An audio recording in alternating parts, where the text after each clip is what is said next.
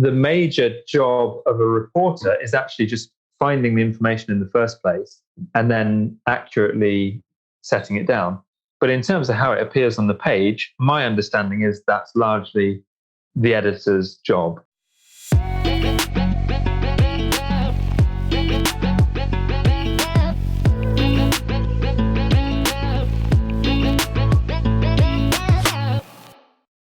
Hello and welcome to the Working From Home podcast with your host, me, Nelson Jordan. Today, I'm absolutely thrilled to be speaking to an old friend, Ralph Jones, who is a journalist, writer, comedian. He once owned a Game of Thrones replica throne made out of dildos. He's got a very, very high-profile friendship with Dwayne "The Rock" Johnson. He's performed at the Fringe and he's written a book called How to Skim a Stone. Ralph, thank you for joining us. Hello. Thank you very much for having me. What a treat. No. The treat is all mine, sir. So you have been kind of in the position where I'd like to call you that annoying friend. I think everybody has somebody that's the same age as them, that they grew up with, and then you see what they're doing from time to time, and they seem ridiculously successful. They seem like they're doing all of these cool, slightly bizarre things. And you kind of wonder, how did things get to this point? So I don't really know where to start with you in terms of all the bizarre things that you've done. I'm not sure whether they seem normal to you or not, but maybe we can talk about journalism first. Well, I think just on that point, I think everyone is completely victim to that feeling, because I was just feeling it about 2 minutes before we talked about some guy who writes comedy and got accepted onto some program and has an agent and blah blah blah, and I was feeling it literally just before we spoke, and I think everyone is going to feel that way about someone and about anyone who's in a vaguely similar field to their own. I think it's fine. It's easy to be very happy for Olympic gymnasts, or if you're a writer and that you're never going to be, I don't know, a fireman. It's very easy to admire other people in unrelated fields. And as soon as those fields start to encroach on your own, then you do if you're like me anyway, start to feel a bit bitter and twisted about other people's success. So I think I feel that all the time, and I think it's very natural. And I'm mainly spurred on by envy and spite. Really, those are my two driving emotions. Just competing with other people, trying to prove a point. So yeah, my point is, I think everyone feels that way about someone or other, or a collection of people, that are doing seemingly sexy and interesting things. So yeah, it's a lot less sexy. The reality is a lot less sexy, I promise you. Oh, it always is. I've got a bucket full of people like you that where I'm kind of happy for you, but at the same time very envious and very jealous. At the same time, I want the best for you, but I'd also want to steal everything you own. But yeah. There we go. That's fine. Well, you know all about the incredible success of our school friend Tom Bateman, who is now a movie star. He's in that bucket as well. So yeah, exactly. So that bucket includes him, and certainly for me it does as well. People who, as you say, same age and blah blah blah. So yeah, I think it's a natural feeling, and I think the big challenge, and certainly for me, is to work out how you cope with those feelings and try not to let them stop you making whatever you want to make, and not feel driven to start making things that you don't want to make in order to compete in a field that you were never interested in and actually don't care too much about. Luckily, I'm not being called up to star in many major motion pictures, so that problem is not a pressing one at the moment.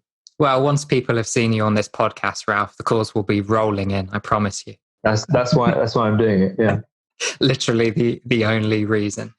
So, given that you you kind of operate across so many fields. I know that they all have similarities, but you're a journalist, you're a writer, you're an author now. Congratulations.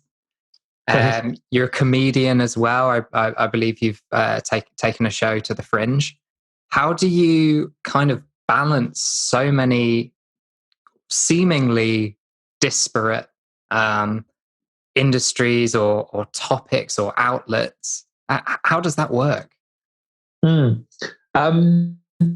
They're probably a lot less disparate than they seem, because really, journalist, writer, and author is all really just 3 words for the same thing, which is writer. And in my journalism, I try to, wherever I can, I try to inject some humor and some comedy. So clearly there's that big overlap there.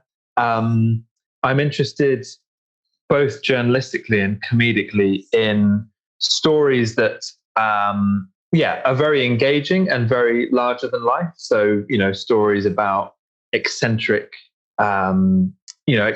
characters, or heists, bank heists, or incredible sort of unbelievable stories, which actually you could either treat journalistically and investigate in that way, or you could, if you wanted, use them as a basis for a comedy script.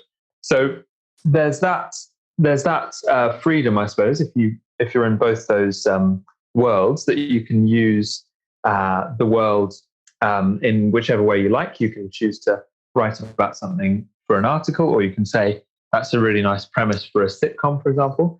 But in terms of balancing them, I think it's a product of just being very restless and feeling as though I want as many of my fingers in as many different pies as possible. So with comedy writing, practically, it's very hard to make a living from it, I think.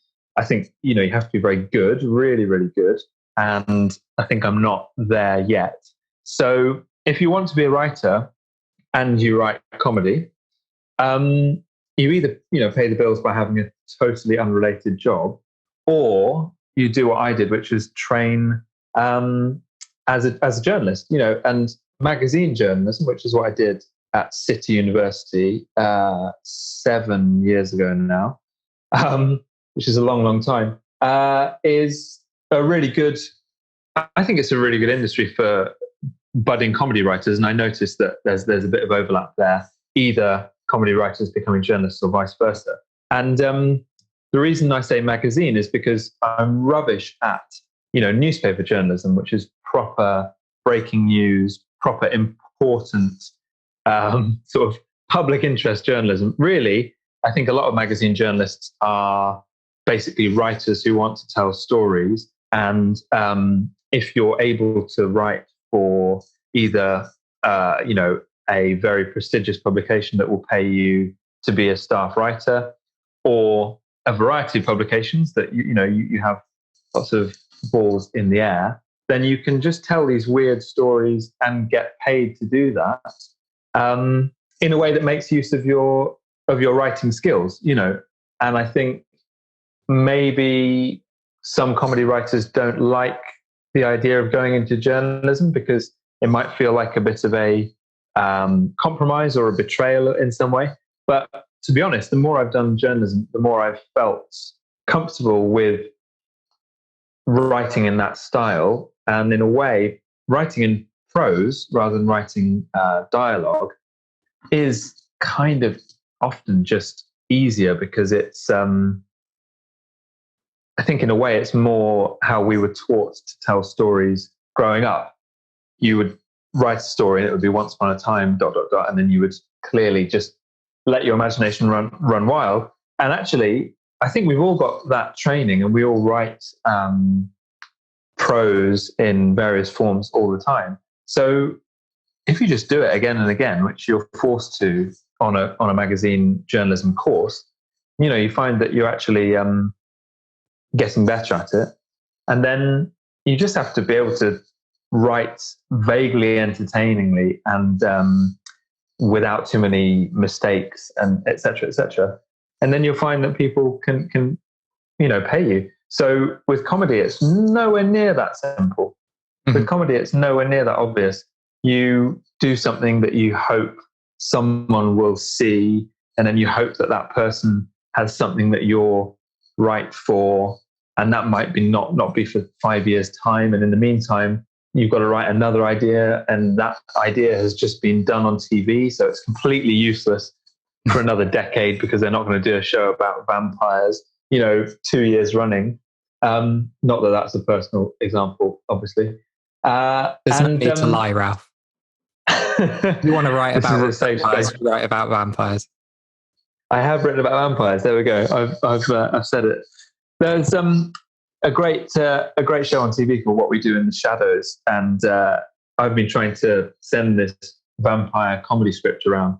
And obviously, I knew about What We Do in the Shadows, but what you find is if it's just got the word vampires, and people shy away from it because they say, we've just had a vampire show. No one needs 2 vampire shows in the space of like 3 years or whatever. So then, you have to go back to the drawing board. So I think anyone that makes a living from writing comedy, and there are very few people really who do only that, is a wizard or a genius or, never sleeps, or a combination of the three.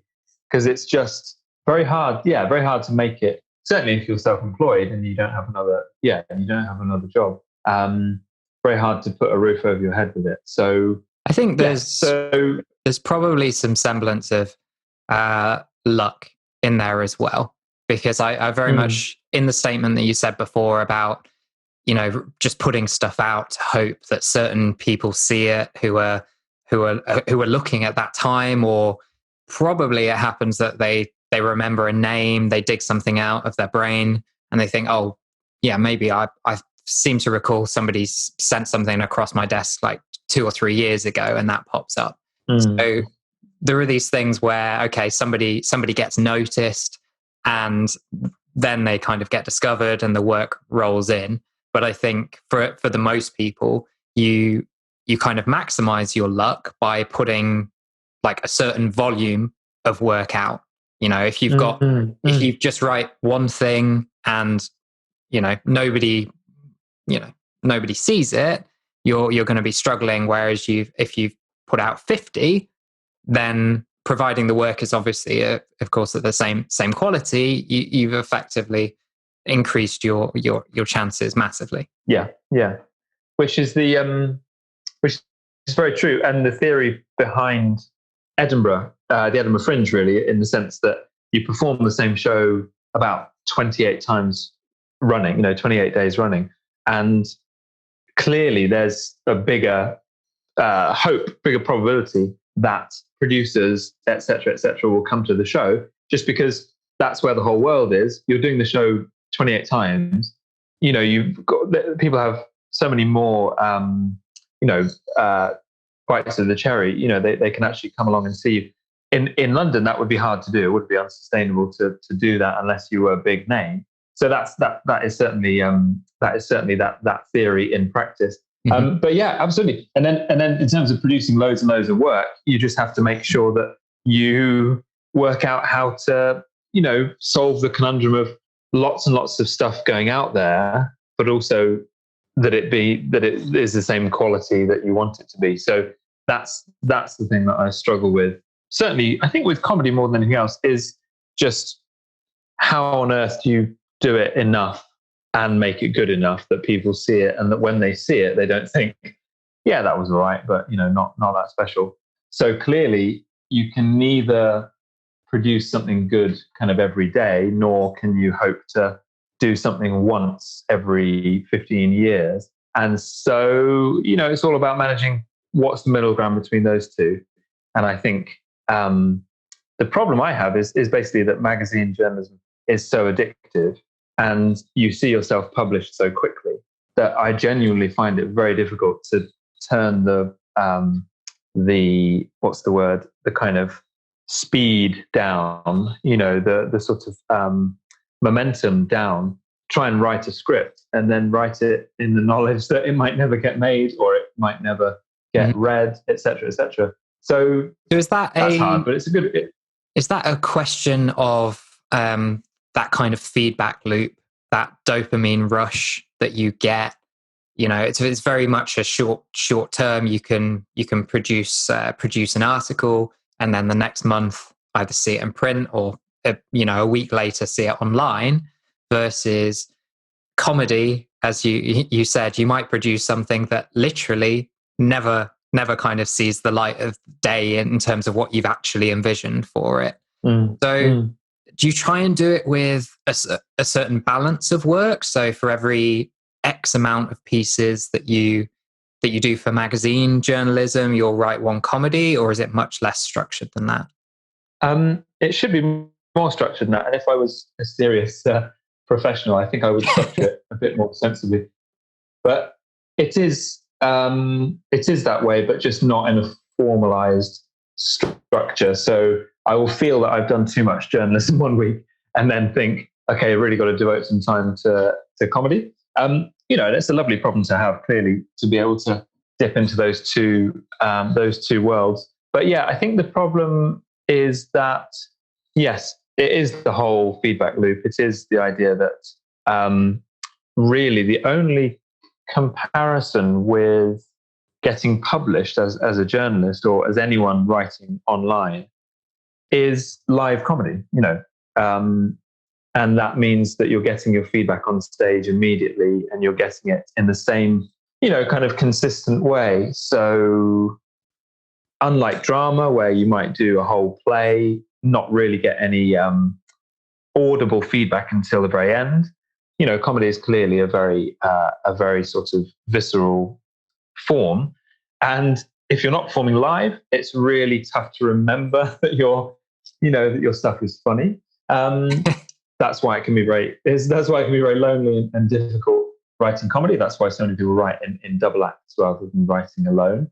And the flip side is that if you decide to publish online, and you decide to publish whatever you want to call it, journalism or content in inverted commas, you know immediately and very regularly whether your stuff is working. And I think everyone is addicted to that fix. Clearly, we're all addicted to the feeling that we're having our things approved, by whoever's out there approving of them. But yeah, I think with comedy you do have to have an immense amount of willpower just to keep going. And I think stand-ups find this, that stand-ups are addicted to the live feedback that they get from an audience, and then it will be very different if they're working on a script, for example, for months on end. It will just be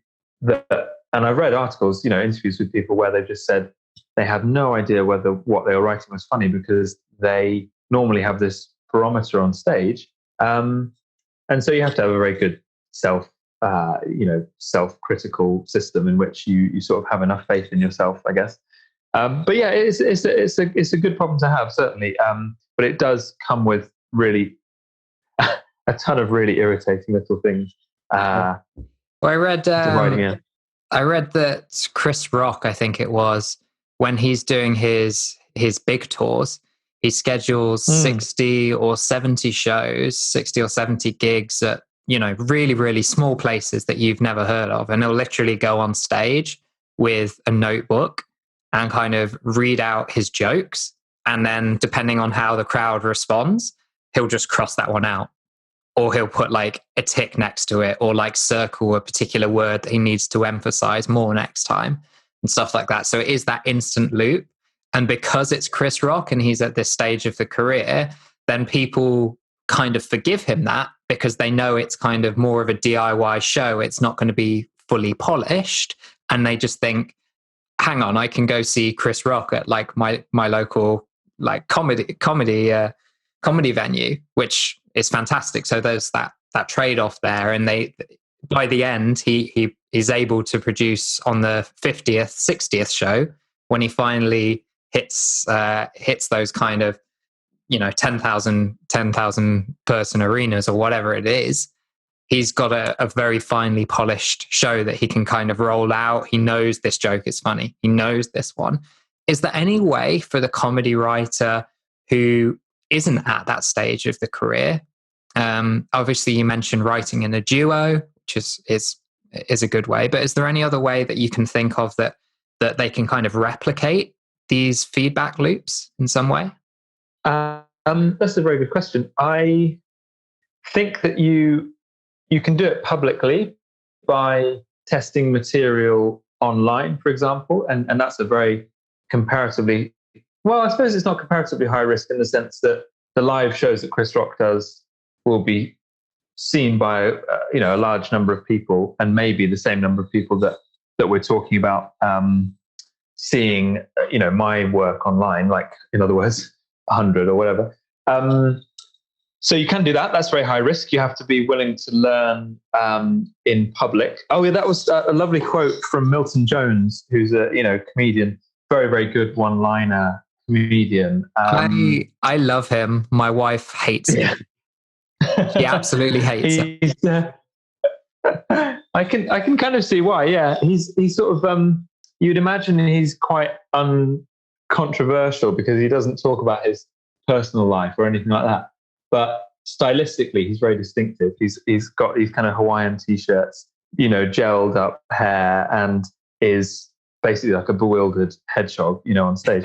But I spoke to him after a show that he did once, and when I was very young. So really, just sort of as a fan, I went up to him, and I think I must have asked him for some advice in that really lame way that I was doing when I was about 20. And he just described comedy as learning how to play a musical instrument in public, which is a really lovely phrase, because when you learn to play a musical instrument, obviously you don't go and perform your awful violin solos in front of a paying crowd. You just know whether or not you can play the violin because you can hear it's out of tune or it's not.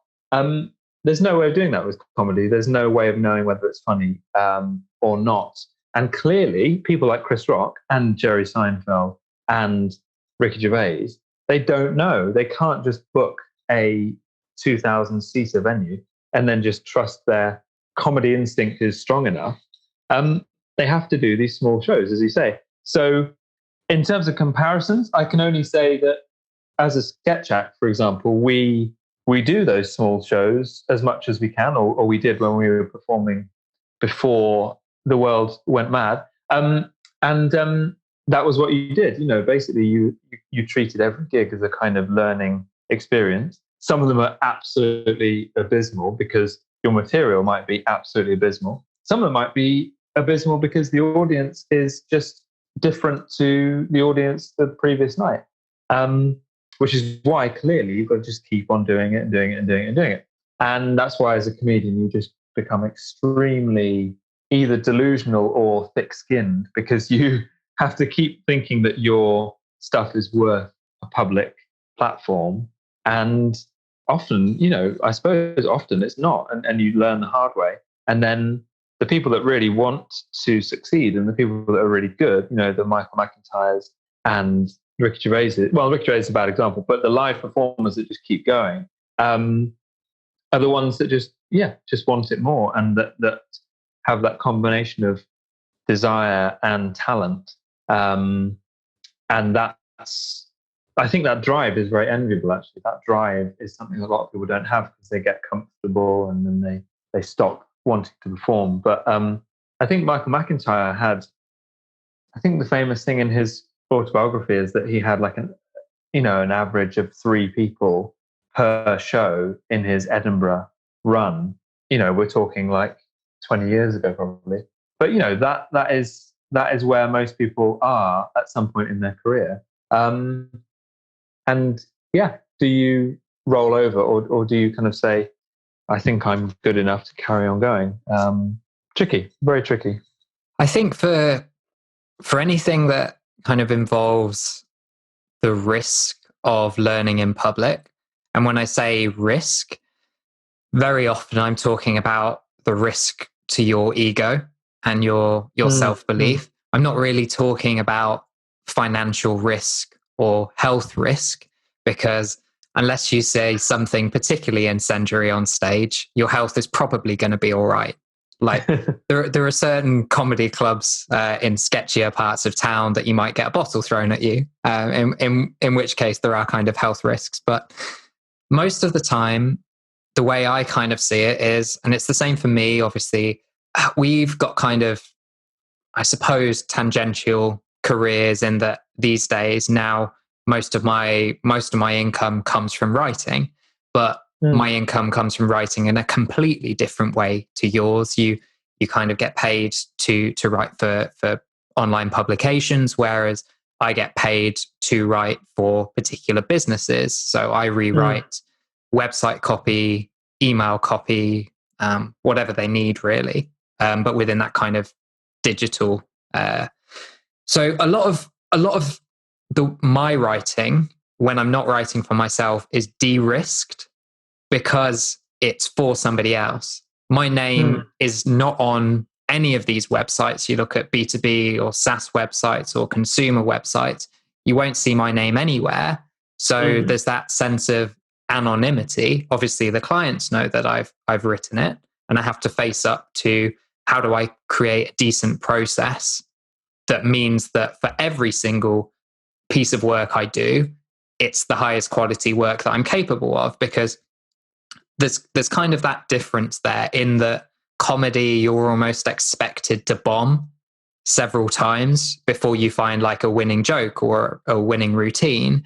Whereas, and you get, that's kind of weighed up by the fact that the risk is entirely yours. You know, it's your face out there, it's your name attached to these. Whereas with my industry, it's, you won't be forgiven for that lack of consistency, but that's kind of because you have to perform every single time because the clients are paying you to perform every single time, but your name isn't attached to it for other people to see. So I found it's quite like interesting parallels there. Yeah, I think in order to do comedy or journalism where you are front and center, you have to have something.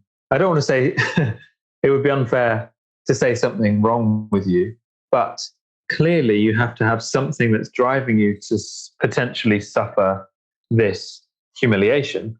And online, clearly, you know, it's a really dangerous game if you write if you write something that might be controversial, or you write something that's just a bit personal.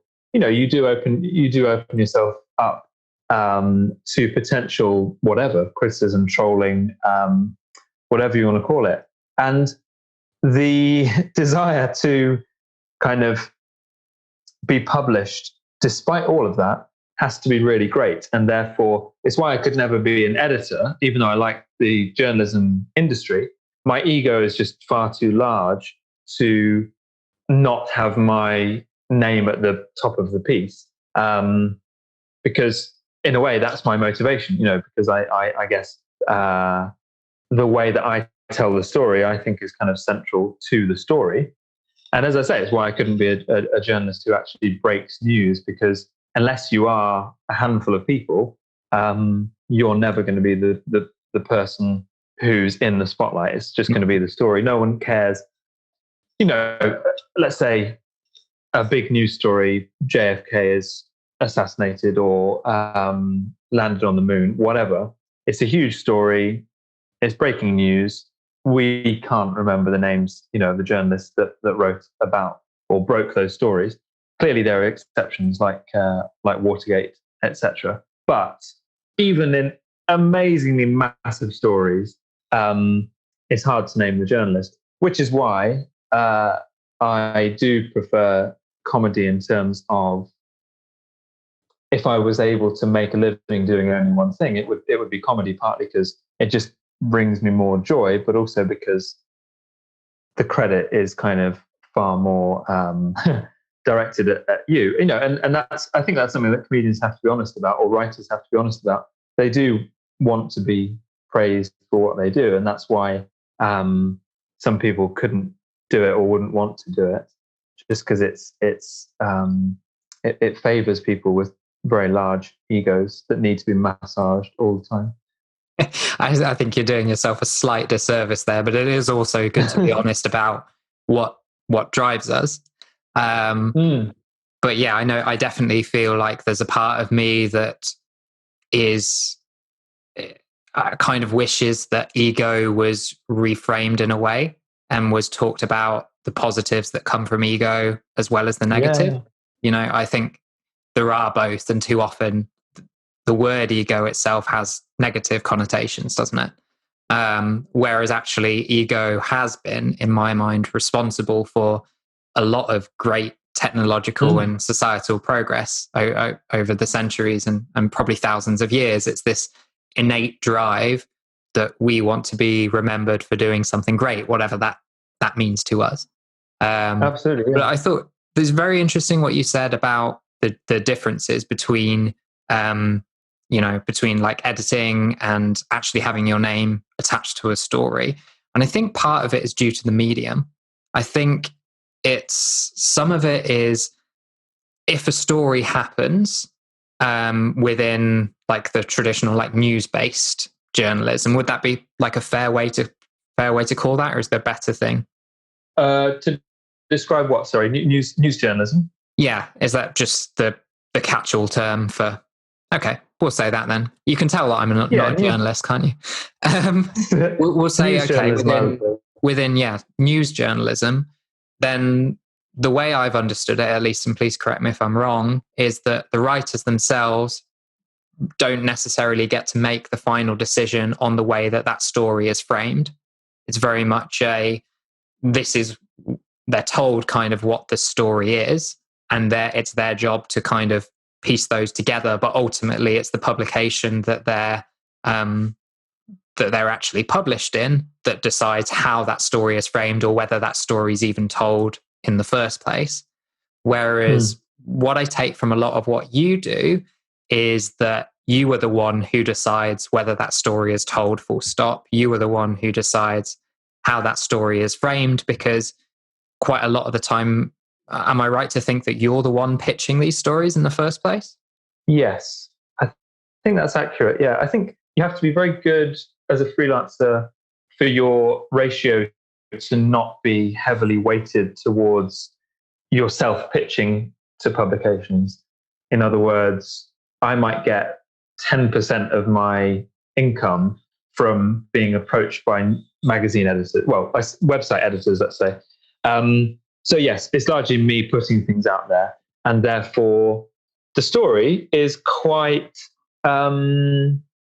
molded by the way that I have framed it initially. So it's quite clear that I've put something front and center, and they might disagree. The editor might disagree, and therefore, generally, because I want to be paid, I will listen to what they're saying and shape it to their advice. And what you'll find is the more serious and the more respected the publication, the more likely it is that the editor is going to be really involved and really savvy about how to frame a story. So The Guardian, for example, is more likely to have a good eye for a story than any number of websites that I won't name personally.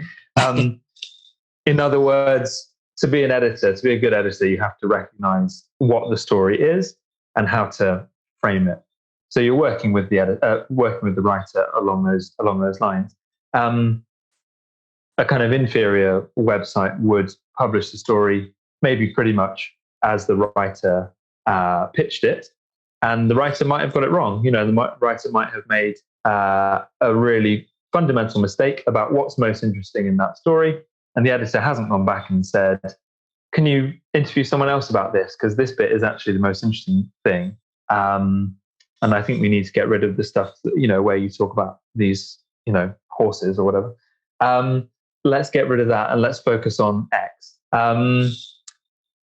So you're definitely right. And in terms of big news stories, the major job of a reporter is actually just finding the information in the first place and then accurately setting it down.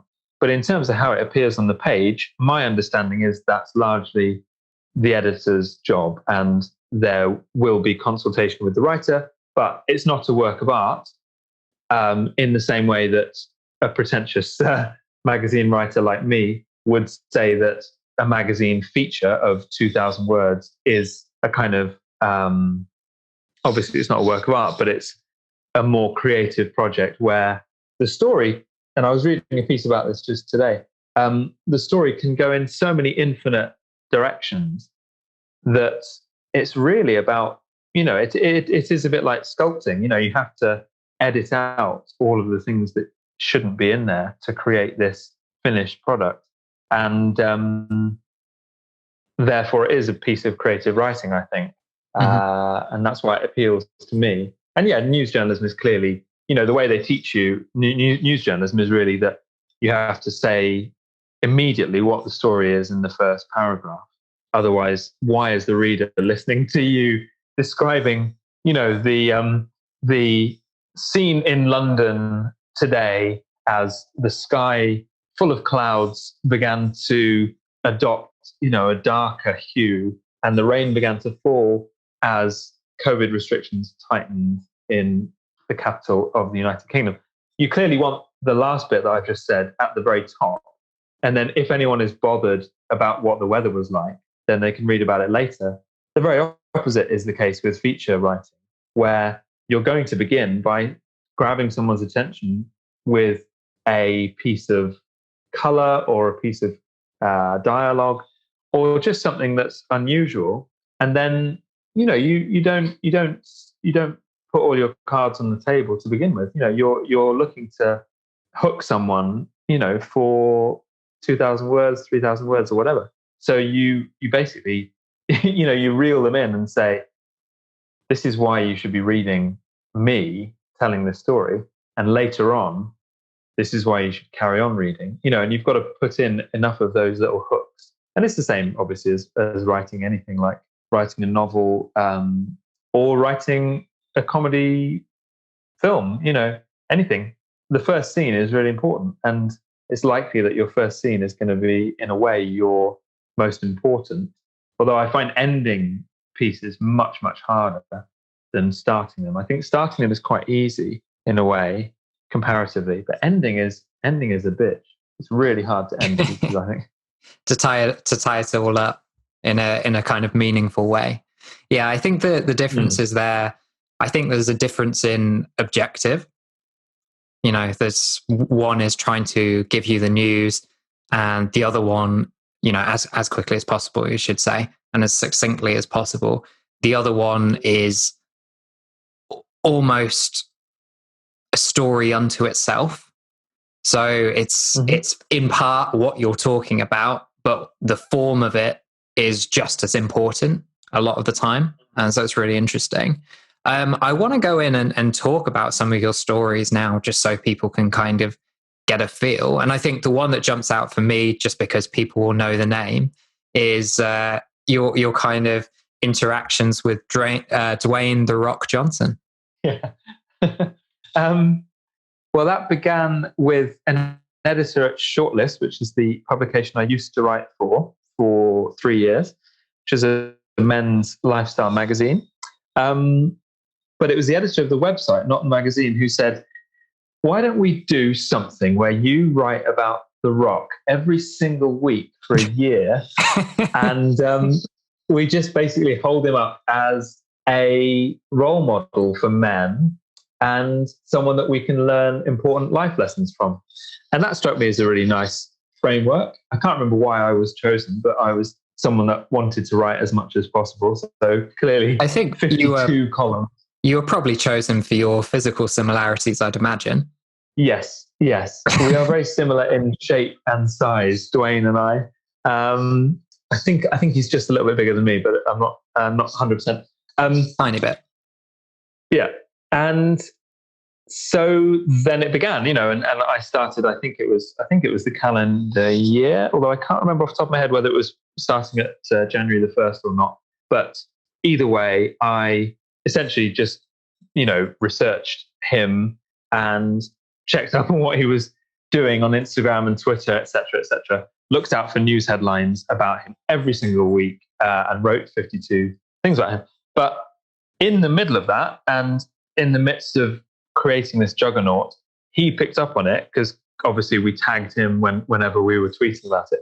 He picked up on it and essentially supported the whole project with incredible enthusiasm, and tagged me personally in, extremely mad things like that. He would say, "Oh, the latest column." It was called the Rock Report. So, "Oh, the latest Rock Report. Ralph Jones is not happy with these guys scamming people online, pretending to be me." So that, he would pick up on stories like that. There was a story I did on people pretending to be The Rock and trying to get money from fans. So that went on. And then at some point, I can't remember which month it was, maybe about March or something, he was promoting this mad film called Rampage, where he essentially saves the world from mutant gorillas and crocodiles. And I think you'll find actually, Ralph, he has a friendship with a gorilla called George. So get your facts right. Yeah, I'm glad you've done your research. He was in town promoting that, so I got a spot on the red carpet to interview him, essentially for 60 seconds. And they said, "You've got 3 questions initially," and then as he approached on the red carpet, they came over to me, his people, and were like, "Okay, you've got 1 question." So it got tighter and tighter and tighter, and we were filming this thing. So the stakes were relatively high. And I essentially ignored them and asked him a couple of questions. But I also said, as soon as he arrived, "It's me. It's, your stalker. It's the guy that's been writing about you for the last, I think it was 14 weeks by that point." And he basically lit up. I've got film evidence of this. It's not just my word. He kind of lights up and he's like, "Oh, it's you. You've been following me around. You've been the one." And got his security over and took me away. No, he was very happy, and we spoke for a bit about the whole project, and he gave it his blessing on camera. So that was amazing. And then I interviewed him again the following morning, again for the same film. And we did a little on-camera quiz about his life. He had to answer questions about his life and career, and that was really fun. But the red carpet thing was the coolest thing because it was kind of much more high stakes, I guess. There was a big audience of fans, and it was the first thing. It was my introduction to him. And so over the following months, he would just occasionally chime in and say, "Oh, it's he would say, like, "It's the last ever Rock Report. This guy's been writing about me for 52 weeks and now it's come to an end." And so that was really lovely, actually. Since then, haven't heard from him at all. So the restraining order makes that quite difficult, though, doesn't it, to be fair? It does make that hard. The restraining orders are famously restricted, and I can't talk to him and I can't tweet him. So he took the restraining order out on you. I figured you were just sick of The Rock kind of following you around all the time, turning up at your house. I was sick of it. He popped over a few times, made me some banana bread, and I was like, this is getting too much. And then basically, I think he felt just for the sake of his career, he needed to take out the restraining order so he could just get back to work. He wanted to make more films, and we just got in too deep, he and I, after a while, and we were staying over at each other's houses and stuff, and it just got too intense. I think we couldn't really live without each other for a little while. So I can't see him now. I can't talk to him. Can't tweet him, which is a shame. But a great friendship, a brief but lovely friendship. Just it burned bright, as they say. Exactly. So want to change gears a little bit. You're also an author of a book. I have read said book. It is very lovely. Yes. It's very kind of poetically written. And very, very sweet little book. So could you tell us a little bit about that? Thank you. Yes, I certainly could. So it's called How to Skim a Stone, and does what it says on the tin. It's a very short book about how to skim a stone, off the back of my favorite freelance piece I've ever done. And it was a real joy to do for The Guardian, who commissioned me to go to the World Stone Skimming Championships on this tiny island of about 60 people in Scotland. I think it's on the west coast of Scotland, a little island called Easdale, which used to be the heart or one of the hubs of the slate industry in the UK. And clearly it's a natural slate sort of, whatever you want to call it, producer. And it's actually completely beautiful there, really beautiful place. And it was no longer the slate producer that it once was, when there was an enormous flood, which essentially put a lot of the island underwater, I believe. I may be getting that slightly wrong, but it was in the 19th century, and it kind of ruined the production of slate. So that's the history of the island. But clearly, slate makes for good stone skimming. So that's why it's the home of the World Stone Skimming Championships, because they have these lovely natural stones. So I went up, took the pilgrimage up there, and just discovered an insane world of very competitive stone skimmers, each of whom, I would gladly kind of write a whole other book about. There's a guy called Ron Long, who is just too good for words. This kind of Welsh man with a big bushy moustache, who has won the old tosser category at the Stone Skimming Championships, kind of like 7 years running or whatever. I think that's my favorite name ever for like an award, by the way. Yeah. So they have great fun with that, and he takes it so seriously, and he's really good on camera. He's really good to interview, and he's got this whole story which I haven't got time to go into, but he takes it very seriously. There's another guy that takes it very seriously, who's 21, Alex Lewis, who I spoke to in a pub the night before the tournament. And as we finished talking, he handed me a business card which said Alex Lewis, International Stone Skimmer. So you had all these ready-made characters for this lovely story, which I obviously told for the magazine. And I entered the tournament as well, and the less said about that, the better. They published it. It was a lovely little feature, and I thought nothing more of it. And then an editor got in touch from a publisher called Quercus, and he said, I noticed that when you tweeted about the story, you said that you would gladly have written 50,000 words about it. Would you want to write a book about this in some way? So I wanted to write a 50,000 word book about it, which unfortunately got trimmed down to 6,000. But it was because it's part of a series that they do, which is called How To, and they do how to play the piano. There's one called How to Climb Mount Everest. All written by genuine experts in their field. I'm the only person who has absolutely no expertise in the relevant field. But I obviously interviewed Ron Long, and I interviewed lots of scientists or mathematicians, I should say, about the maths of stone skimming and how the optimal angles. Skim. Exactly. Skim at this angle, skim with this width of stone. Really trying to get as detailed about it as possible, because when else can you do that if not in a book called How to Skim a Stone? So it's full of those little bits. It's full of information about the competitions that you can enter, and also it's just a love letter to stone skimming. Basically, it's reminding me and reminding everyone else why it's such a lovely kind of I don't know whether democratic is the right word actually, but a kind of equalizing thing where whether you're a little boy who's doing it for the first time, can't can't skim more than once, or you're sort of adult in the prime of their life who's like skimming it for miles, or you're an old age pensioner who's remembers doing it in their childhood. It's kind of really equalizing like that, and in a way that is not true of lots of sports, I think, because you have to buy the equipment, or you have to go to a stadium or tennis court or whatever it is. With stone skimming, it's very, very basic and really, a really sort of natural form of entertainment. And I think hopefully, this does some good for the the PR of stone skimming, and hopefully it'll become an Olympic sport, which is one of the things it wants to. I think some of its advocates want it to become. I would love to see that. That would be a real joy.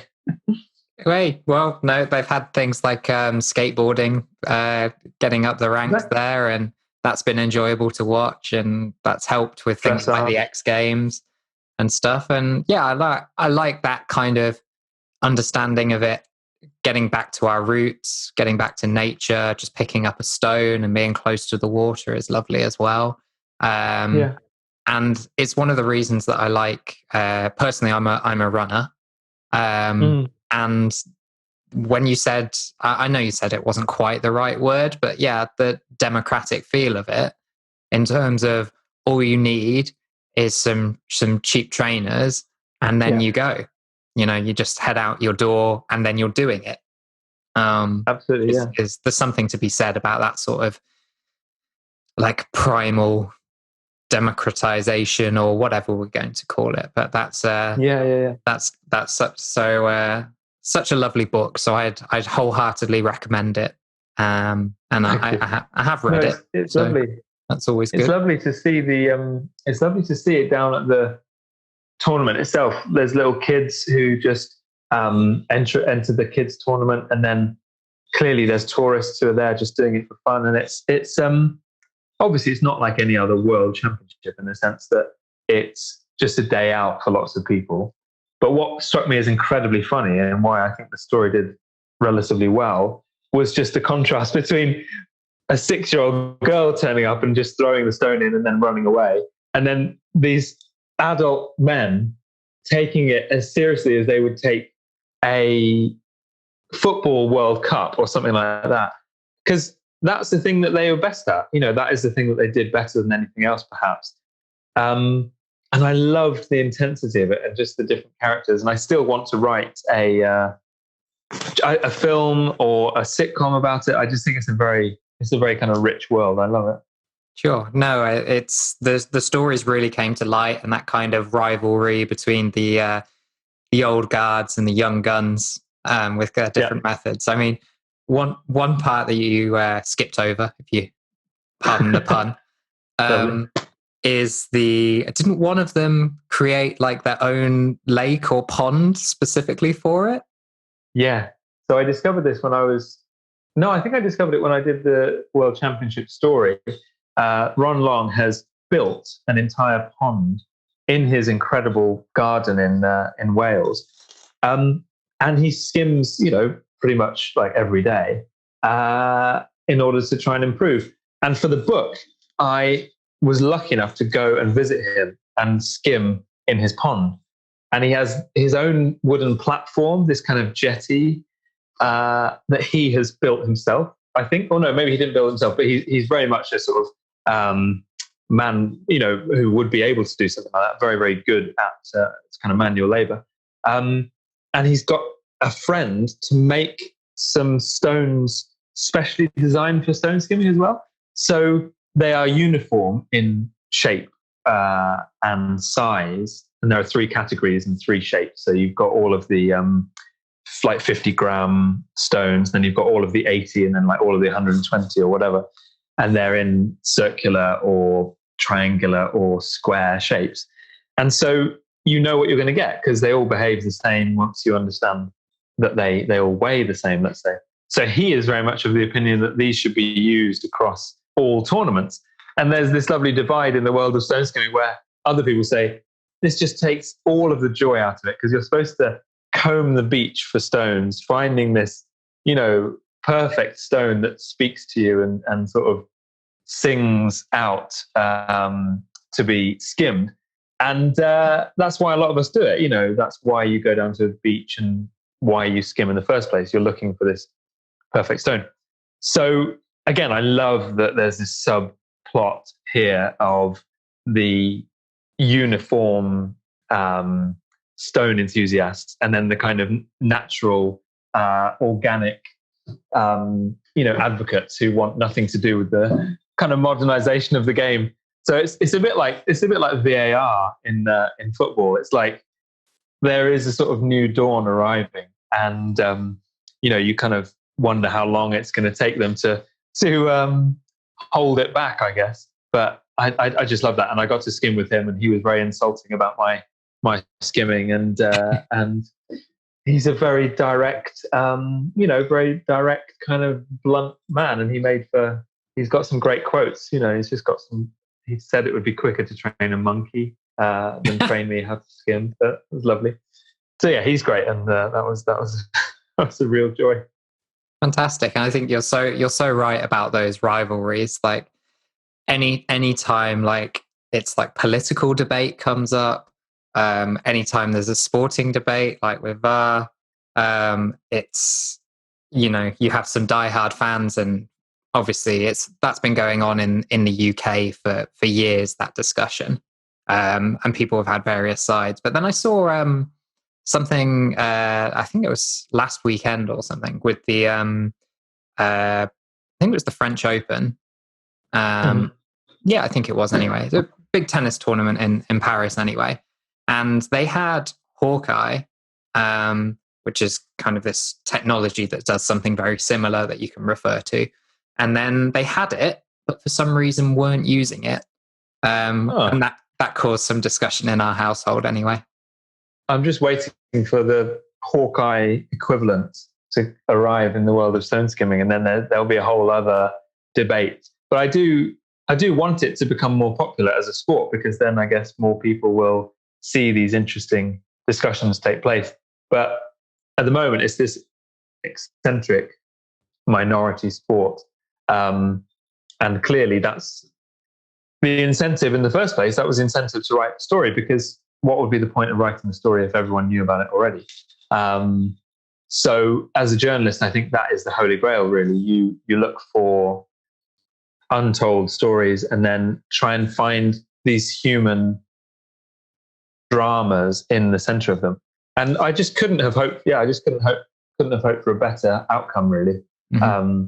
A lot of the time you might go, let's say, to the equivalent event, and there are just not enough characters, not enough of a plot, and you might write a story which gets forgotten about. So the stars align every now and again, and you find a story like that. So in all the time I've been freelance, that's been my favorite job so far, definitely. Well, after reading the book, I'd say that you've done the world of stone skimming a massive honor. And I was definitely left smiling at the end of it. So where can people find that book? Well, it's published by Quercus, which is QW. Oh my God, I don't know how to spell the word.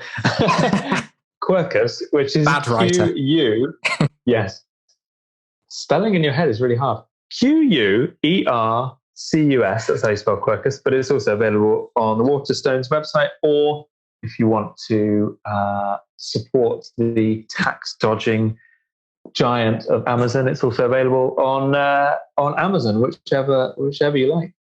Perfect. And where can people find out about your other ventures, whether that's your writing or your comedy writing? So my website's a good place to start, I think. So that's mrralphjones.co.uk. And then I guess Twitter is very useful for stuff as it comes out. So, and also comedy stuff goes up there as well. So I am on Twitter at Oh Hi Ralph Jones. That's my Twitter name. So people can go there. Ralph Jones. There you go. Well, all of those links will be in the show notes for the episode anyway. So if you're interested in hearing more from Ralph Jones, his friendships with The Rock, the dildo throne, which we didn't get enough time to discuss, but I'll kind of leave that one imprinted in your brain, and you can do the rest. But if you just want to get in touch with him or find out more about his stories, then please go to the show notes. Ralph, thank you so much for joining us. I've had a great time talking with you. Thank you very much. It was an honor. Thank you. And that's it for today. You've been listening to the Working From Home podcast with me, Nelson Jordan. We've been talking about the good, the bad, and the ugly side of remote work. Thanks so much for listening, and I really hope you've enjoyed the time you've spent with us today. If you'd like to discuss the podcast, you want to make a new friend, or you're interested in working with me on a copywriting or digital marketing project, then visit nelson-jordan.com. That's nelson-jordan.com, where you can also sign up to my newsletter to hear about this podcast and other exciting projects. Until next week, goodbye.